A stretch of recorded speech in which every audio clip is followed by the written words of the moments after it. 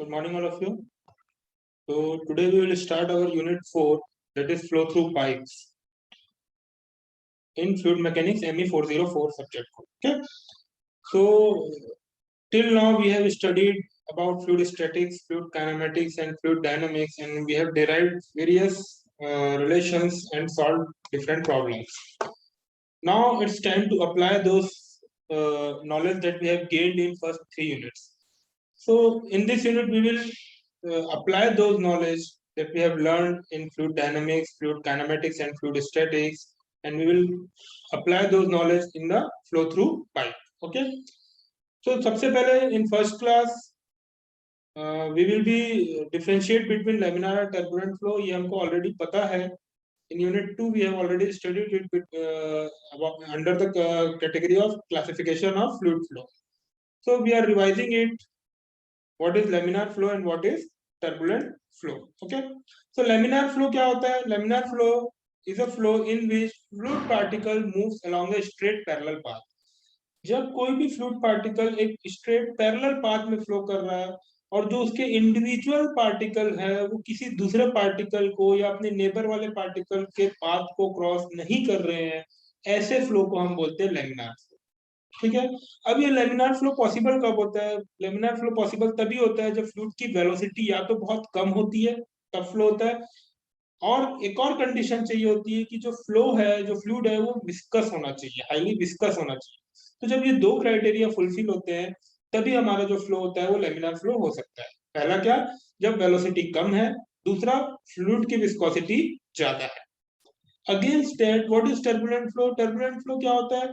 जब फ्लूइड की वेलोसिटी बढ़ जाती है या उसकी विस्कोसिटी कम होती है तो जो फ्लूइड के पार्टिकल है वो अब स्ट्रेट लाइन में स्ट्रेट पाथ में ट्रेवल नहीं करते. They the particle move in a random manner. वो एक दूसरे के पाथ को क्रॉस करते हैं और रैंडमली उनका मोशन होता है, और ऐसे फ्लो को हम बोलते हैं टर्बुलेंट फ्लो. ठीक है. अब लैमिनार फ्लो टर्बुलेंट फ्लो में चेंज कब होता है? जब वेलोसिटी बढ़ती है, क्योंकि कम वेलोसिटी में लैमिनार फ्लो है, ज्यादा वेलोसिटी में टर्बुलेंट फ्लो हो जाएगा. दूसरा है डायमीटर. जब पाइप का डायमीटर बढ़ जाता है, जिस पाइप में वो फ्लो कर रहा है, तब भी फ्लो लैमिनार से टर्बुलेंट में चेंज होता है. या फिर जब विस्कोसिटी कम हो जाती है, कोई फ्लूइड है जिसकी विस्कोसिटी ज्यादा है, उसकी विस्कोसिटी हमने कम कर दी, तो भी फ्लो क्या होगा? लैमिनार से टर्बुलेंट में चेंज हो जाएगा. तो ये तीनों को मिला के एक रेनॉल्ड ने एक नया टर्म डिफाइन किया, डायमेंशनलेस नंबर डिफाइन किया, that is rho V D by mu, और उसको उन्होंने रेनॉल्ड्स नंबर बोला. और उन्होंने बताया कि अगर इसकी वैल्यू, कोई भी फ्लूइड फ्लो कर रहा है जिसकी डेंसिटी रो है, वेलोसिटी v है, जिस पाइप में वो फ्लो कर रहा है उसका डायमीटर d है, और उस फ्लूइड की विस्कोसिटी म्यू है, तो ये चार वैल्यू से जब हम इस फॉर्मूले में रखेंगे rho V D by mu में, तो एक नंबर आएगा दैट इज डायमेंशनलेस नंबर, क्योंकि न्यूमरेटर और डिनोमिनेटर दोनों की यूनिट सेम हो जाती है. तो एक डायमेंशनलेस नंबर आएगा, and on the basis of that number we can define that whether the flow is laminar और टर्बुलेंट. तो उन्होंने बताया कि अगर इसको सॉल्व करने के बाद, इस फॉर्मूले में सब वैल्यू रखने के बाद, सॉल्व करने के बाद, अगर वैल्यू 2000 से कम आती है, मतलब रेनॉल्ड नंबर 2000 से कम है, मतलब वो फ्लो लैमिनार है. अगर वो 2000 और 4000 के बीच में है तो वो ट्रांजिशन है, मतलब लैमिनार से टर्बुलेंट में वो चेंज हो रहा है. और अगर इस रेनॉल्ड नंबर की वैल्यू 4000 से ज्यादा आती है then the flow is turbulent. ठीक है. तो ये रेनॉल्ड नंबर निकालने से हम पता लगा सकते हैं कि जो फ्लो है वो किस नेचर का है. ठीक. ये चीज उन्होंने कैसे लाई? इसके लिए उन्होंने एक एक्सपेरिमेंट परफॉर्म किया रेनॉल्ड्स ने. और वो एक्सपेरिमेंट कैसा था?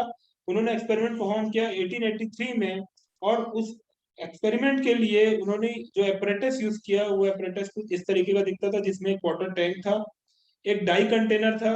ठीक. उसमें डाई भरी हुई थी. ठीक. डाई मतलब सॉल्यूशन जिसकी जो स्पेसिफिक ग्रेविटी है that is similar to that of water. यहाँ पे उन्होंने जो फ्लूइड लिया वो वाटर लिया एक टैंक में, और एक डाई लिया, डाई KMnO4 लिया, और उसके बाद एक पाइप लिया जिसका डायमीटर कैपिटल D था, और उस पाइप से फ्लूइड को फ्लो कराया. ठीक. तो इनके अपरेटस में क्या क्या था?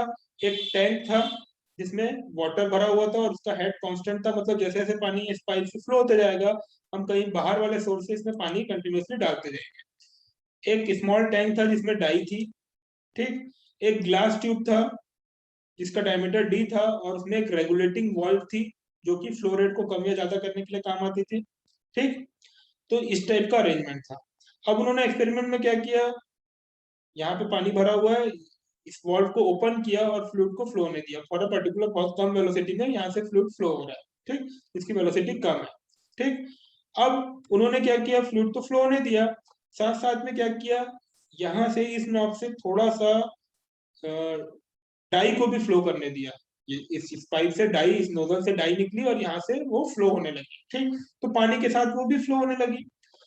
जब वेलोसिटी कम थी, जब बॉल थोड़ा सा ओपन था, वेलोसिटी कम थी, तो उन्होंने इस डाई का कुछ पैटर्न ऑब्जर्व किया, फिर धीरे से वेलोसिटी बढ़ाया तो कुछ पैटर्न ऑब्जर्व किया, और फिर इस बॉल को थोड़ा और ओपन किया, वेलोसिटी और बढ़ाई तो फिर कुछ और पैटर्न किया। तो उन्होंने 3 अलग अलग ऑब्जर्वेशन किए इस एक्सपेरिमेंट में। तो वो ऑब्जर्वेशन क्या था देखिए। जब उन्होंने सबसे पहला ऑब्जर्वेशन किया, जब उन्होंने बहुत कम फ्लो किया, वेलोसिटी बहुत कम रखी और डाई फिलामेंट को ओपन किया, तो जो डाई जो ग्लास ट्यूब में आया in the form of filament, तो वो एक स्ट्रेट लाइन था। वो स्ट्रेट लाइन था parallel to the water tube, जिस ट्यूब में पानी फ्लो हो रहा था उस ट्यूब के पैरेलल था और एकदम एक थ्रेड की तरह दिख रहा था। ठीक, इससे ये समझ में आया कि जो फ्लूइड का पार्टिकल है वो अपने एक पर्टिकुलर पाथ में फॉलो कर रहा है, जो डाई भी है वो अपने पर्टिकुलर पाथ में फॉलो कर रहा है, जो आजू बाजू में जो उसके वाटर के मॉलिक्यूल्स है वो भी अपने पर्टिकुलर पाथ में फॉलो कर रहे हैं, इसीलिए कोई भी एक दूसरे के पाथ को क्रॉस नहीं कर रहा और हमको एक स्ट्रेट लाइन मिली। जैसे ही उन्होंने थोड़ा वेलोसिटी और बढ़ाया तो उन्होंने क्या देखा कि अब वो एक स्ट्रेट लाइन नहीं रह गई, वो अब एक वेवी नेचर हो गया, वो एक इस टाइप का नेचर मिल रहा है। मतलब अब क्या हो रहा है, फ्लो जो है वो पूरी की पूरी तरह से लेमिनार नहीं रह गया, वो क्या हो रहा है, अपना बिहेवियर चेंज कर रहा है और वो ट्रांजिशन जोन में आ गया। ठीक, वो लेमिनार से टर्बुलेंस की तरफ बढ़ रहा है। फाइनली उन्होंने वॉल को थोड़ा और ओपन किया और फिर उन्होंने ऑब्जर्व किया कि जो फिलामेंट है वो पूरा का पूरा ब्रेक हो गया है और वो पूरे के पूरे तरह से पानी में डिसॉल्व होके मूव कर रहा है। मतलब क्या हुआ, अब फ्लो हो गया टर्बुलेंट। उन्होंने ये 3 ऑब्जर्वेशन किए। अब जब उन्होंने ये 3 ऑब्जर्वेशन किए तो जो हमने रेनॉल्ड नंबर का जो फॉर्मूला देखा था, that is rho V D by mu, तो उसमें वाटर की डेंसिटी रखा रो, वेलोसिटी रखा v, डायमीटर रखा, जो पाइप का डायमीटर था d, और वाटर की विस्कोसिटी रखा म्यू। पहले केस में उन्होंने देखा धीरे धीरे धीरे धीरे वेलोसिटी बढ़ा के कि हमको ये स्ट्रेट लाइन कहां तक मिल रही है। ठीक, जिस पॉइंट में ये स्ट्रेट लाइन थोड़ी सी वेवी में कन्वर्ट होने लगी, उन्होंने उस वेलोसिटी को नोट कर लिया।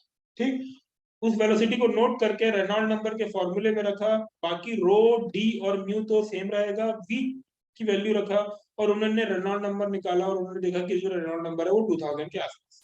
ठीक, तो उन्होंने ये कंक्लूड किया कि जब तक रेनॉल्ड नंबर 2000 रहेगा, जो वेलोसिटी रहेगी वो जो फ्लो रहेगा वो लेमिनार रहेगा।